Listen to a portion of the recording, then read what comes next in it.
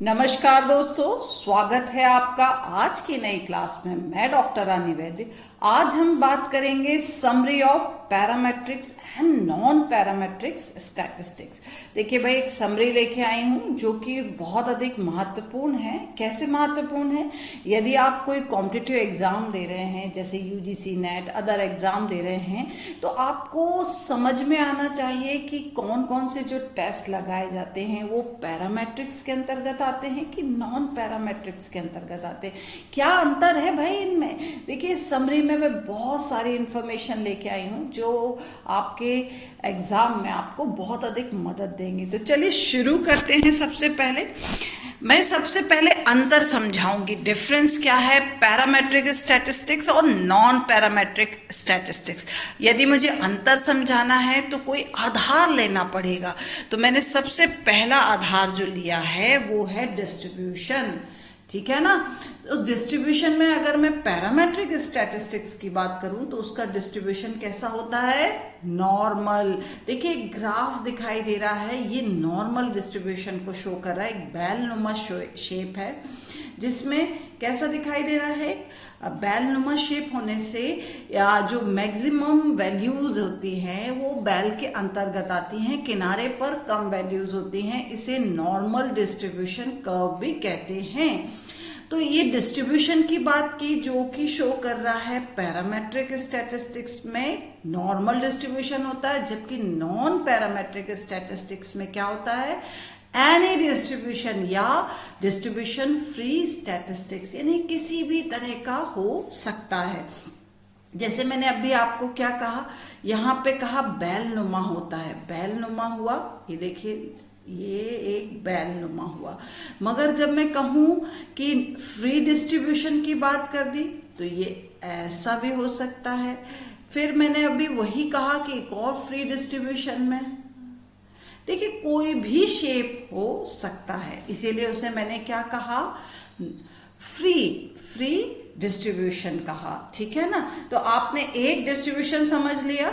फिर मैं दूसरा आधार ले रही हूं पावर का। पावर में बात करूं तो ये मोर पावर लिए होता है। कौन सा? पैरामेट्रिक स्टैटिस्टिक्स, जबकि non parametric statistics less power लिए होता है। अब आप पूछिए मुझसे या आप समझने की कोशिश कीजिए कि अभी मैंने डिस्ट्रीब्यूशन की बात की थी, तब कहा नॉर्मल डिस्ट्रीब्यूशन है, नॉन पैरामेट्रिक्स में एनी डिस्ट्रीब्यूशन कहा, तो इससे पावर कैसे कनेक्टेड है?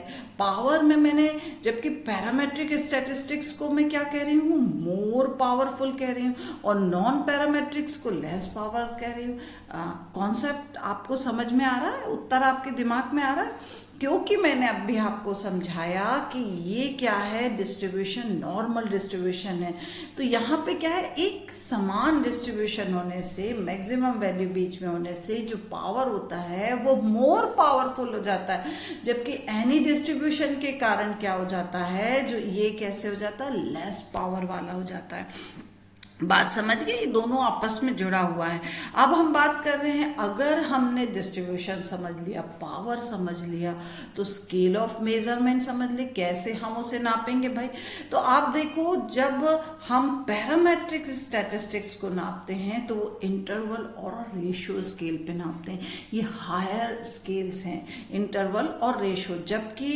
जबकि मैं बात कर रही हूँ स्केल ऑफ मेजरमेंट में नॉन पैरामेट्रिक स्टैटिस्टिक्स की, तो मैं किस में नाप रही हूँ?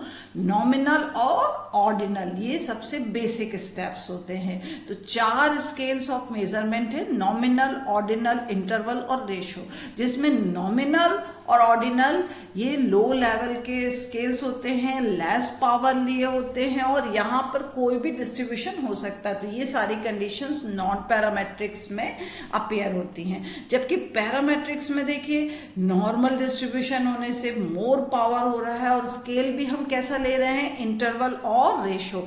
ये बेसिक चीज है जिसे आपको समझना जरूरी, क्योंकि मैं अब आगे और भी टेस्ट समझाऊंगी, तब आपको यही बातों को दोहराऊंगी। तो आपको समझ में आ रहा है? ध्यान से समझिएगा भाई। चलिए अब अपन बात करते हैं स्केल ऑफ मेजरमेंट की। सबसे पहले मैं आपसे कह रही हूँ नॉमिनल स्केल। यहाँ पे मैंने लेवल्स में बात कर रही हूँ, सबसे पहला लेवल है और नॉमिनल स्केल की बात कर रही हूँ। तो यहाँ पर प्रोसेस समझिए भाई, यहाँ पे क्लासिफिकेशन हो रहा है, काउंटेड हो रहा है, यानी यहाँ पे कोई चीज़ों को जोड़ा जा रहा है। तो डेटा कैसा होता है भाई, नॉन पैरामेट्रिक्स होता है। अभी मैंने आपको समझाया था इसके पहले डिफरेंस में, वहाँ पे आपने प्रोसेस देख ली। तो स्टैटिस्टिक्स क्या लगेगी यहाँ पे, हम जब नॉमिनल स्केल यूज़ कर रहे हैं तो मोड और काई स्क्वायर यूज़ करेंगे। और एग्जाम्पल यहाँ पे नॉमिनेटेड वेरिएबल, यानी वेरिएबल्स को हम कोई नाम दे सकते हैं, स्त्री पुरुष हो सकते हैं, मेल फीमेल हो सकते हैं, विवाहित अविवाहित हो सकते हैं। यहाँ पर उनके अपने इस तरह से हमने क्या कर दिया, ये नॉमिनल स्केल्स ले लिए हैं। जबकि अगर अब हम बात कर रहे हैं थोड़ा स्केल्स ऑफ मेजरमेंट में, स्केल्स का लेवल बढ़ाते हैं। चलिए लेवल 2 पे चलते हैं। ये है ऑर्डिनल स्केल, इसमें रैंक और ऑर्डर दिया जा रहा है, फर्स्ट सेकंड थर्ड, अच्छा, बहुत ही अच्छा, इस तरह से मैं रैंक दे रही हूँ, ग्रेडिंग दे रही हूँ, ऑर्डर दे रही हूँ।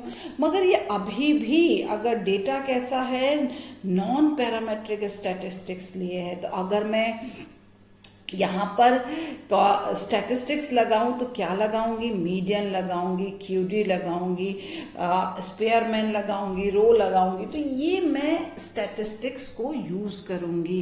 तो अगर मैंने इस तरह से स्टैटिस्टिक्स यूज़ किया तो मेरा एग्जाम्पल क्या होगा, नॉमिनेटेड प्लस ऑर्डर्ड वेरिएबल, यानी हम नॉमिनेटेड भी ले रहे हैं, उसे ऑर्डर भी कर रहे हैं। तो एक आपने रैंकिंग कर दी, उसको ऑर्डर में डिफाइन कर दिया।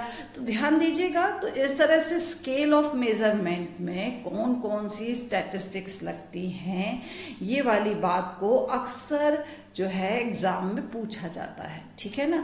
या इस तरह से कि वो कौन सा नॉमिनल है तो उसकी प्रोसेस क्या है, या उसका डेटा किस तरह का है, उसमें स्टैटिस्टिक्स क्या लगेगी। एग्जाम्पल भी ध्यान दीजिएगा। अब मैं एक विशेष चीज़ बताना चाह रही थी, नोट, ये बहुत ही अधिक इम्पॉर्टेंट है कि जो higher scale can change into lower scale. जो जैसे हायर स्केल की बात कर रही हूँ तो नॉमिनल लोअर स्केल है और ऑर्डिनल जो है वो हायर स्केल है। तो हमने क्या कहा, हायर स्केल को हम लोअर स्केल्स में कन्वर्ट कर सकते हैं, ऑर्डिनल को मैं नॉमिनल बना सकती हूँ, मगर lower scale can not convert into higher scale, यानी मैं नॉमिनल को ऑर्डिनल नहीं बना सकती हूँ। बात समझ रहे हैं कि नहीं, यानी मैं हायर जितने स्केल्स होंगे उनको मैं लोअर स्केल्स बना सकती हूँ। एग्जाम्पल क्या है भाई, ऑर्डिनल स्केल जो है can change into nominal scale, और इस तरह से चेंज हो रहा है। और ये जो पूरे ओवरऑल हैं ये वीकर स्केल्स है। मैंने अभी कहा था, अपन ने पावर की बात की थी इसके पहले डिफरेंस में, वहाँ पे हमने, क्योंकि पावर जो है सभी जगह डिस्ट्रीब्यूशन होने से पावर क्या हो जाता है, लेस हो जाता है। तो ये कैसे स्केल्स हो गए, वीक स्केल्स हो गए। ध्यान दीजिएगा, समझते चलिए और ये बातों को दिमाग में बिठा लीजिए। आगे बढ़ूं, चलिए अब स्केल्स ऑफ मेजरमेंट में अपन आगे बात कर रहे हैं, लेवल बढ़ा लेते हैं भाई। थर्ड लेवल पे क्या आ जाता है, इंटरवल आ जा रहा है। इंटरवल में प्रोसेस क्या होती है, इक्वल इंटरवल्स हो जाते हैं, नो ट्रू जीरो, यहाँ पे जीरो नहीं होता, ट्रू जीरो नहीं होता है ना, एकदम एग्जैक्ट जीरो नहीं लेते, मगर एक हम अंतराल ले लेते हैं, इंटरवल ले लेते हैं। जैसे अगर हम एज ले रहे हैं सपोज, तो यहाँ पे 1 से लेके 10 साल, 10 से लेके 20 साल, 20 से लेके 30 साल, तो मैंने एक अंतराल ले लिया है। या मैंने क्या बोलते कोई और चीज कर रही हूँ कि ईयर ले रही हूँ, कोई भी चीज को मैं अंतराल में जान लेती हूँ। मगर इस तरह से अंतराल लेने के लिए मुझे ट्रू जीरो वैल्यूज नहीं चाहिए है, ठीक है ना। तो मेरा डेटा कैसा हो रहा है, अब पैरामेट्रिक्स के अंतर्गत आ रहा है। जो मैंने अभी आपको नॉर्मल डिस्ट्रीब्यूशन की बात की थी, बैलनुमा शेप की बात की थी, जिसमें हमारा डिस्ट्रीब्यूशन नॉर्मल डिस्ट्रीब्यूशन लिए होने से पावर क्या था, मोर पावरफुल था। और स्टैट्स में मैंने आपको बताया था स्केल ऑफ मेजरमेंट में इंटरवल और रेशियो। तो देखिए मैंने वही बात को दोहराया कि ये क्या हो रहा है, पैरामेट्रिक स्टैटिस्टिक्स है। अब मैंने कहा स्टैटिस्टिक्स क्या लगाऊंगी। अगर मैंने इंटरवल स्केल लिया है तो मीन लगाऊंगी, एसडी लगाऊंगी, पियर्सन लगाऊंगी, एनोवा लगाऊंगी, एनकोवा लगाऊंगी। देखिए मैंने कितनी सारी हायर स्केल स्टैटिस्टिक्स का नाम ले लिया है। जनरली जो अगर हम सोशल साइंस की बात करते हैं, जैसे अगर हम ह्यूमन बिहेवियर को जज कर रहे हैं तो वहाँ पर हम इंटरवल स्केल्स को यूज़ करते हैं। स्टैटिस्टिक्स में mean, SD, Pearson, ANOVA, ANCOVA use करते हैं। आप पूछिए कि यही क्यों यूज़ किया जा रहा है, इंटरवल रेशियो क्यों यूज़ किया जा रहा है सोशल साइंस में? क्योंकि भाई हम ह्यूमन बिहेवियर को जज कर रहे हैं, हम वहाँ पर एब्सोल्यूट जीरो नहीं ले सकते हैं। यानी हमारा मन क्या है, बदलता रहता है, चंचल है। तो यहाँ पे हम अंतराल लेके बात कर सकते हैं, मगर हम अपने आप को, हम कोई मशीन नहीं है भाई कि हम एग्जैक्ट जीरो से शुरू होंगे। तो इस तरह की जो स्टडीज़ होती हैं सोशल साइंस से रिलेटेड, उनमें हम इंटरवल स्केल्स यूज़ करते हैं, इसीलिए उसका हम मीन निकालते हैं, एसडी निकालते हैं, पियर्सन निकालते हैं, एनोवा, एनकोवा निकालते हैं। अब आप बताइए एनोवा और एनकोवा की क्या कंडीशंस होती हैं? मैंने अपने एक वीडियो में काफ़ी अच्छे ढंग से एसपीएसएस में एनोवा क्या होता है, उस किस कंडीशन में लगाया जाता है, एनकोवा क्या होता है, बहुत सारी डिटेल में बताया है। आप प्लीज़ उसे डिटेल में समझिए कि अगर आप पीएचडी कर रहे हैं तो आपको ये जानना ज़रूरी है कि आप ये स्केल्स कौन से हैं, उसमें हम कौन सी स्टैट्स लगा सकते हैं। चलिए अब एग्जाम्पल को समझ लेते हैं। एग्जाम्पल में मैंने बहुत सारी चीज़ें जोड़ दी, नॉमिनल, ऑर्डिनल, ये तो दो मैंने लोअर लेवल के स्केल्स के साथ मैंने क्या जोड़ दिया है, यहाँ पे प्रोपोर्शनेट इंटरवल बिटवीन वेरिएबल, यानी यहाँ पे हम एक और चीज़ जोड़ते जा रहे हैं। इंटरवल लेना पड़ेगा ना, एक अपन को किस तरह का प्रोपोर्शनेट इंटरवल ले रहे हैं, तो ये और उसमें जुड़ गया है। तो इतनी बात आप समझ गए। अब लास्ट में अभी इसमें स्केल्स में बात कर रही हूँ, सबसे हायर लेवल के स्केल की, वो है रेशियो स्केल। ये सबसे हायर लेवल का स्केल्स होता है, इसमें इक्वल इंटरवल्स होते हैं, बराबर इंटरवल्स के साथ ट्रू जीरो या रेशियो और रिलेशनशिप होती है। यानी इंटरवल्स तो होते हैं, साथ ही साथ इसमें ट्रू वैल्यू वाली जो जीरो जो वैल्यू है वो भी जुड़ जाती है। यहाँ रिलेशनशिप बताते हैं। इस तरह की जो स्टैटिस्टिक्स हैं वो मेडिकल साइंस, इंजीनियरिंग साइंस, जहाँ पे हम मशीन पे वर्क कर रहे हैं, कुछ एग्जामिन कर रहे हैं, वहाँ हमें ट्रू वैल्यू ज़ीरो की चाहिए होती है ना, ज़ीरो से स्टार्ट चाहिए होता है।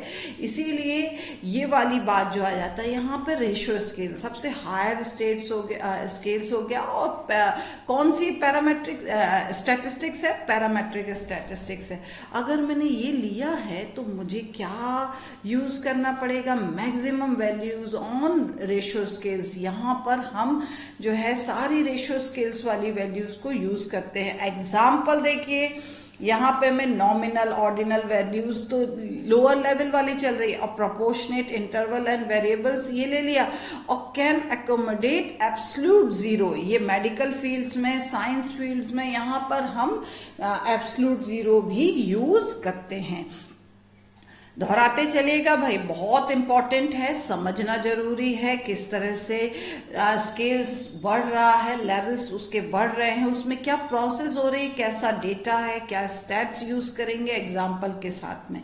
अब इसमें एक और विशेष बात आपको समझा दूँ, एक नोट मैंने फिर से इसमें भी बताया है कि higher scale can convert into lower scale. हमेशा हायर स्केल जो है वो लोअर स्केल्स में चेंज हो सकता है, मगर lower scale can not change into higher scale. यानी मैं रेशो को इंटरवल बना सकती हूँ मगर इंटरवल को रेशो नहीं बना सकती। क्यों नहीं बना सकती? मैंने कंडीशंस बताई थी कि वहाँ पे ट्रू जीरो नहीं होता इंटरवल में, जबकि रेशो में होता है। वहाँ मैं ट्रू जीरो हटा दूँ तो इंटरवल वाला ऑप्शन तो है ही। इस तरह से मैं क्या कर सकती हूँ, हायर स्केल्स को लोअर स्केल्स में कन्वर्ट कर सकती हूँ। एग्जाम्पल, रेशो स्केल जो है can change into interval scale, और ये क्या कहलाते हैं? Strong scales of measurement. अगर मैं इस तरह के स्केल्स का यूज़ कर रही हूँ तो मेरी स्टडी जो है वो स्ट्रॉन्ग पावर लिए होती है। यहाँ पे इनके जो परिणाम आ रहे हैं वो अपने आप में पूरी बातों को लिए हैं। लेस पावर वाले में पावर नहीं है भाई, उनकी हम रिजल्ट को जनरलाइज करने में हमें प्रॉब्लम होगी। मगर हम एब्सोल्यूट जीरो लेके अगर बात करते हैं तो हम अपने जो रिजल्ट है उसे आसानी से जनरलाइज कर सकते हैं, इसीलिए ये स्ट्रॉन्ग स्केल्स है। इस तरह के क्वेश्चंस यूजीसी नेट्स में पूछे जाते हैं। समझते चलिए भाई, आगे बढ़ूं। चलिए भाई, अब समरी टेबल शुरू करती हूँ। समरी टेबल में बहुत सारी चीजें समझाने वाली हूँ। यहाँ पे मैं टेस्ट क्या यूज कर रहे हैं, अगर टेस्ट है तो वो पैरामेट्रिक्स या नॉन पैरामेट्रिक्स के अंतर्गत आता है, और उस टेस्ट का क्या पर्पस है, और वो उसमें इंडिपेंडेंट और डिपेंडेंट वेरिएबल कितने लगेंगे, कौन से होंगे, ये सारी जानकारी हमें मिलती चलेगी। तो चलिए शुरू करते हैं। सबसे पहले मैं बात कर रही हूँ पियर्सन प्रोडक्ट मोमेंटम कोरिलेशन। इसे अपन रो से आर से डिनोट करते हैं। इसको पियर्सन प्रोडक्ट मोमेंटम कोरिलेशन जो होता है वो पैरामेट्रिक्स के अंतर्गत आता है। और अगर पर्पस बोलती हूँ तो measure the relationship between the two variable. जब हम दो वेरिएबल के बीच कोई रिलेशनशिप निकालते हैं तो हम उसे यूज करते हैं। कौन सा यूज करते हैं? Pearson product momentum correlation. अगर मैंने ये कंडीशंस बोली है तो मुझे एक जो है वो इंटरवल और रेशियो स्केल पर इंडिपेंडेंट वेरिएबल चाहिए, और डिपेंडेंट भी मेरा एक जो होना चाहिए वो इंटरवल और रेशियो स्केल। ये मैंने हायर स्केल्स बता दी। यानी मेरे पास दो वेरिएबल्स के बीच जब हम रिलेशनशिप देख रहे हैं तो स्केल्स जो होना चाहिए दोनों जो है वो हायर ऑर्डर पर होना चाहिए। ये कंडीशन समझ गए, तभी पियर्सन प्रोडक्ट मोमेंटम कोरिलेशन लगेगा और वो पैरामेट्रिक्स के अंतर्गत आएगा। दूसरा अपन चलते हैं। अब मल्टीपल रिग्रेशन की बात कर रही हूँ। मल्टीपल रिग्रेशन जिसे कैपिटल आर से डिनोट करते हैं, ये भी पैरामेट्रिक स्टैटिस्टिक्स है। ये मेजर कर रही है relationship of more then two variable. अभी तक मैंने कंडीशन रखी थी कि केवल दो के बीच में हम रिलेशनशिप निकाल रहे हैं, मगर मल्टीपल रिग्रेशन निकाल रहे हैं ना भाई, बहुत सारे चीजें ले रहे हैं। तो यहाँ पे मोर देन टू वेरिएबल, बहुत दो से ज्यादा जब होते हैं तब मैं इसे यूज कर रही हूँ। अब कंडीशन देखिए यहाँ पर कि यहाँ पे फिर मैंने वही कहा कि टू और मोर इंटरवल और रेशियो स्केल्स पर इंडिपेंडेंट वेरिएबल होना चाहिए। क्या होता है भाई इंडिपेंडेंट वेरिएबल? और डिपेंडेंट क्या होता है? स्वतंत्र चर जिस पर किसी का प्रभाव नहीं पड़ता है, जो प्रभावित करता है। जबकि डिपेंडेंट क्या बता दिया मुझे? एक ही चाहिए, वो भी इंटरवल और रेशियो स्केल पर। स्वतंत्र चर का परतंत्र चर पर क्या प्रभाव पड़ता है, ये रिलेशनशिप क्या निकल रहा है, अंतर क्या आ रहा है, क्या प्रभावित कर रहे हैं, क्या रिलेशनशिप है उनके बीच में, क्या संबंध है स्वतंत्र चर का परतंत्र चर से। ठीक है ना? तो मैंने इसमें आपको दो अभी समझा दिए हैं। कौन कौन से? पियर्सन समझा दिया और मल्टीपल रिग्रेशन समझा दिया।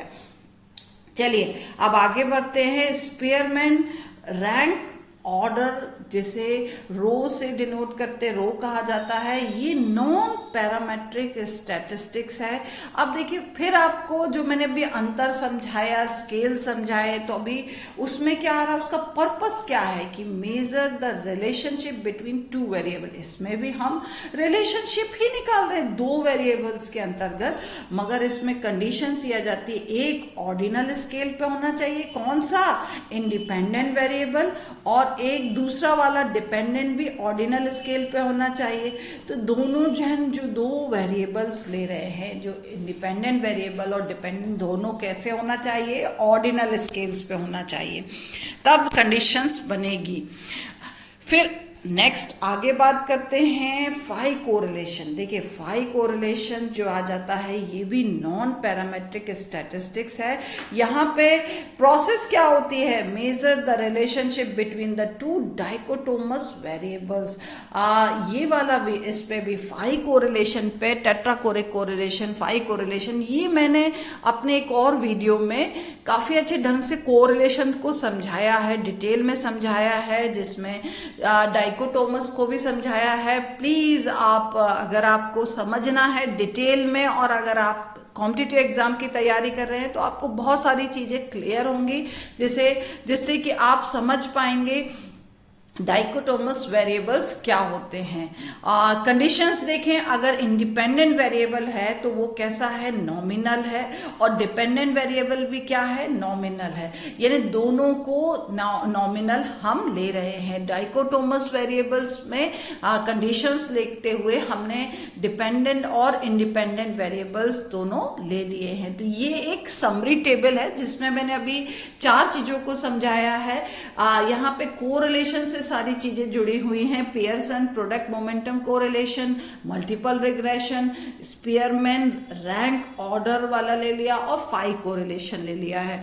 तो इसमें मैंने उसमें पैरामेट्रिक्स कौन कौन सी, नॉन पैरामेट्रिक्स क्या है, पर्पस क्या है, इंडिपेंडेंट और डिपेंडेंट वेरिएबल समझा दिया।